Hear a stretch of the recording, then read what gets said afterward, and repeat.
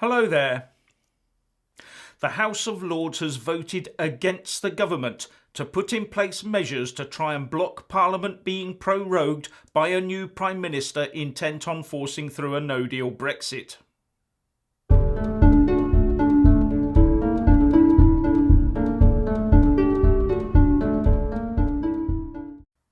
The House of Lords voted by 272 votes to 169, a majority of 103, for what is being called the Anderson Amendment, after the crossbench peer who tabled it. This aims to put in place measures surrounding the Northern Ireland power sharing executive that would force the government to sit throughout October. The Guardian reports that this means the bill, as now amended, could make it illegal for the government to prorogue Parliament in the autumn if the power-sharing executive in Northern Ireland has not been restored.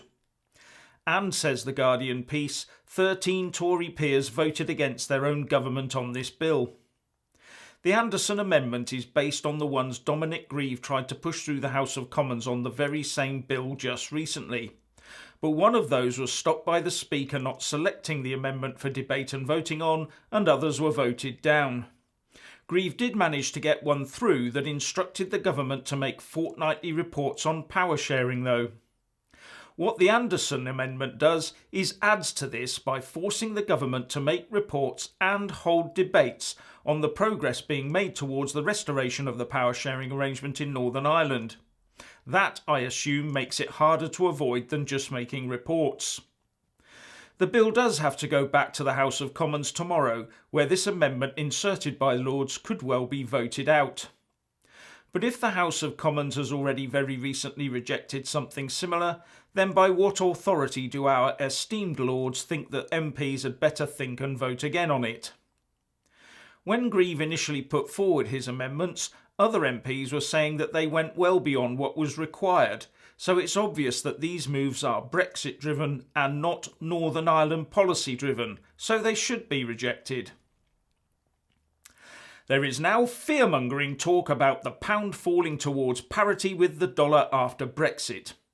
Morgan Stanley has warned, the pound has come under intense selling pressure since Prime Minister May withdrew from her party leadership position, leaving markets with increased concern that the UK may be heading towards a harder Brexit. Should this scenario materialise, pound-dollar could fall into the $1 to $1.10 range. This would be a reduction in the value of the pound of up to about 20% in comparison with the dollar. As I speak, the pound is worth just over $1.24 and does seem to be rising a bit today. But when you look back at the value of the pound against the dollar, you will find that sterling has fallen steadily since well before the Second World War, when it stood at about $5 to the pound. I've left a link in the descriptions box below to a website that shows a little on this change in the sterling-dollar rate over the decades.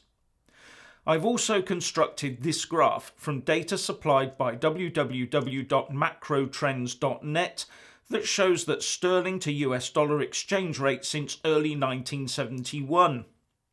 All you have to do is look at what has happened to the exchange rate in the decades up to the EU referendum date and compare it to what has happened since to see that maybe the effects of the Brexit vote have been overstated and that we're still above the low seen in 1984 to 85.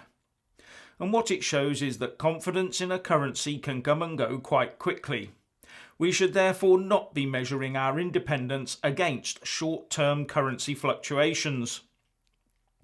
Also bear in mind that the IMF has declared in its externals sector report out today that the US dollar is overvalued and that the euro is as much as 18% undervalued for Germany but 4% overvalued for France, reports The Guardian.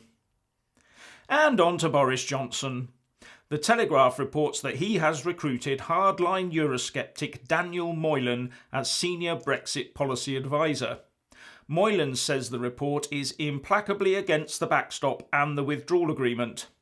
But one moderate Tory MP is quoted as saying, "We're doomed if Moylan is on the team."